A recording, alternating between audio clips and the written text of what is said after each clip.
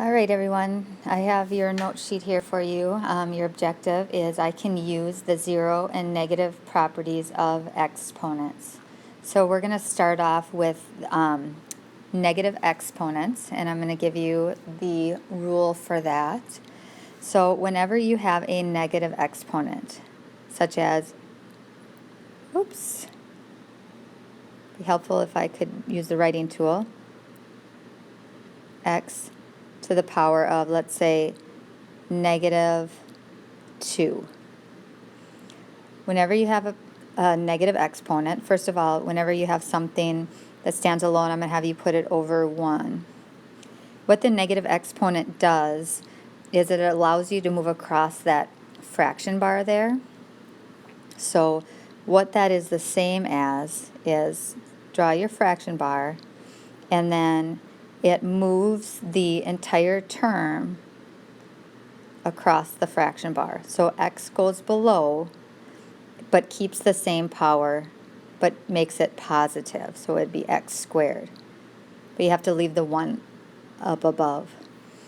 It doesn't flip the fraction. It just moves the x down below and makes the exponent positive.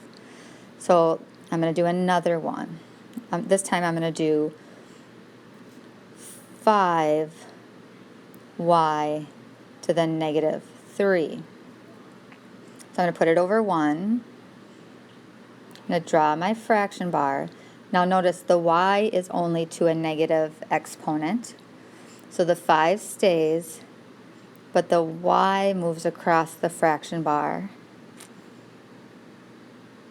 And the y becomes, or the y has a positive exponent of 3. Now you could have a situation where the negative exponent is in the denominator, such as 3 over y to the negative 1. The same thing is true. If you move across the fraction bar, bring the y up above, the exponent becomes positive. I'll do another one. Let's say we have 7 over z to the negative 3. That's the same thing as 7z to the third. Again, I just took the negative term, or the exponent, oh my gosh, I can't talk, the term with the negative exponent, and I brought it up above. So there's your 4 examples. Example 1, example 2, example 3, and example 4. Please come to the main entrance. Now let's talk about zero exponents. If you have anything to the power of 0, no matter what, it is 1. 7 to the power of 0, it is 1. Y to the power of 0, it is 1. A box to the power of 0, it is 1. Okay, obviously that's a little bit of a stretch, but anything to the power of 0 is 1.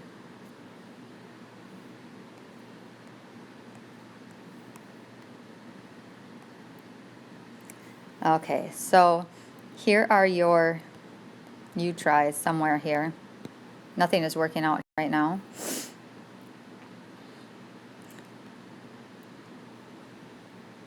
I'm going to actually do these with you for examples. So the first one here, 2xy to the negative 5. The first thing you want to do is distribute that 3 to each of these terms. So it'll be 2 to the third, x to the third, y to the negative 15. Now notice, y is to a power of negative 15. So that will be the same as, draw your fraction bar, 2 to the third, x to the third, but I bring the y down below, y to the 15.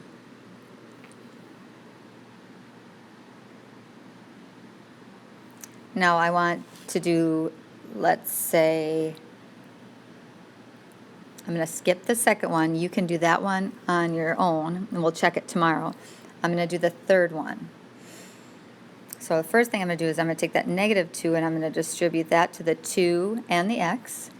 So it will be 2 to the power of negative 2, x to the power of negative 2, y to the 5th, over negative 4, x squared, y squared. So let's see what I have here. I'm just going to rewrite this. I am going to take my 2 to the power of negative 2 and I'm going to move it down. So I'm going to keep my negative 4. I'm going to multiply that times 2 squared. So I move that down. I'm going to take my x squared that I already have down there and move the other x squared down. And then I have y to the 5th and y squared. So if you notice, I moved this and this down below because they had negative exponents. Now I will continue on. Negative 4 times 2 squared, which is 4, is 4 times negative 4 is negative 16. X squared times x squared, same base, you add your exponents. X to the 4th. Now I have this little piece right here. Y to the 5th divided by y squared. When you have that, remember you subtract your exponents, y to the 3rd. So my final answer is this right here. All right, so hopefully that made some sense. If it didn't, go back and look at this video again, and I will see you tomorrow.